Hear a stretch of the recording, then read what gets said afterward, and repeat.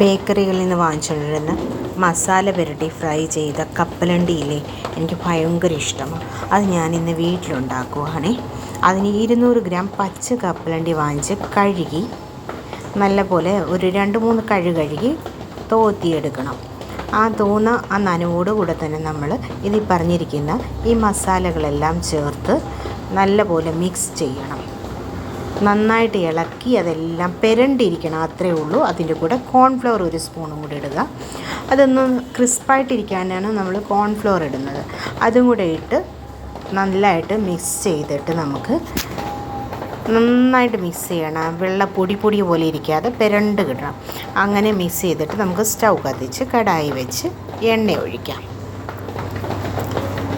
എണ്ണ ഒന്ന് ചൂടായി വരുമ്പോഴേക്കും നമ്മൾ കപ്പലണ്ടികളെല്ലാം ഇങ്ങനെ ഞാൻ ഫോർക്കും കൊണ്ട് ഇങ്ങനെ അകത്തി ഇടാൻ വേണ്ടിയിട്ടാണ്. എണ്ണ പുറമേ പിടിച്ച് കഴിഞ്ഞാൽ പിന്നെ ഒട്ടത്തില്ലല്ലോ, ഇടുമ്പോൾ ഒട്ടിക്കിടക്കും എല്ലാം കൂടെ കൂട്ടമായിട്ട്. അതിനാണ് അങ്ങനെ മാറ്റാൻ വേണ്ടിയാണ് ഞാൻ ഫോർക്ക് യൂസ് ചെയ്യുന്നത്. അങ്ങനെ സെപ്പറേറ്റ് ആക്കി ഇട്ടിട്ട് കൊടുത്ത് കുറച്ച് ഫ്രൈ ചെയ്തെടുക്കണം. ഞാൻ ആദ്യത്തെ ഒരു ട്രിപ്പ് ഫ്രൈ ചെയ്തെടുക്കുന്നത് കാണിക്കാം. ഇങ്ങനെ എല്ലാവർക്കും അറിയാമായിരിക്കും, പക്ഷേ എനിക്കിത് ഭയങ്കര ഇഷ്ടമുള്ളൊരു സംഗതിയാണ്. ഞാനതിന് പ്രത്യേകം വാങ്ങിച്ച് നമുക്ക് വൈകിട്ട് സ്നാക്സായിട്ടൊക്കെ കഴിക്കാമല്ലോ, ചായയൊക്കെ കുടിക്കാനിരിക്കുമ്പോൾ അങ്ങനെ കഴിക്കാൻ വേണ്ടിയിട്ട് വാങ്ങിച്ചതാണ്. നല്ലതായിട്ട് ഇങ്ങനെ മുരിഞ്ഞ് അതിൻ്റെ പുറം വരുമ്പോൾ നമുക്കതിൻ്റെ കളർ കാണുമ്പോൾ അറിയാമല്ലോ, നമ്മൾ വാങ്ങിച്ച് കഴിക്കാറുള്ളതിൻ്റെ കളർ അറിയാമല്ലോ. ആ ഒരു കളർ വരുമ്പോൾ ചുമന്ന മുളക് പൊടി, അത് കശ്മീർ ചില്ലി, അതുകൊണ്ട് തന്നെ നല്ല കളർ വരും.